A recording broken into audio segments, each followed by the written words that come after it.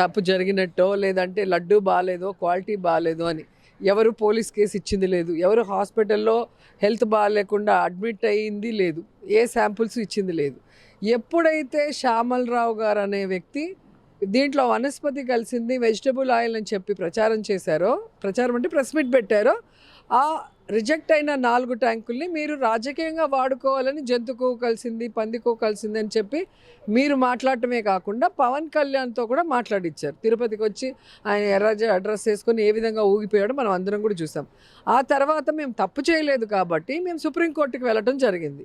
కోర్టులో కేసు వేసిన తర్వాత మీరు ఏదైతే మా మీద నింద వేశారో దాన్ని ఇన్వెస్టిగేట్ చేయడానికి మరి సిబిఐ సిట్ వేసింది. ఇటు కేంద్ర ప్రభుత్వం నుంచి ఆఫీసర్స్, అటు రాష్ట్ర ప్రభుత్వం నుంచి ఈ 2 సైడ్ నుంచి ఆఫీసర్లు కలిసే కదా ఈ నివేదిక ఇచ్చింది.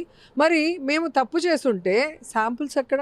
మేము తప్పు చేస్తుంటే మీరు నియమించిన వాళ్ళైనా చెప్పాలి కదా మా గురించి తప్పని. బిలో 10% లోపల ఉంటే అది కనపడదు, అడల్ట్ అయినటువంటి ఇదని. ఫస్ట్ ఆఫ్ ఆల్ శాంపుల్స్ ఎక్కడా అంటున్నాను. జగన్మోహన్ రెడ్డి గారు ముఖ్యమంత్రిగా ఉన్నప్పుడు తప్పు జరిగింది అని శాంపుల్స్ ఎక్కడా? ఎవరు కంప్లైంట్ చేశారు?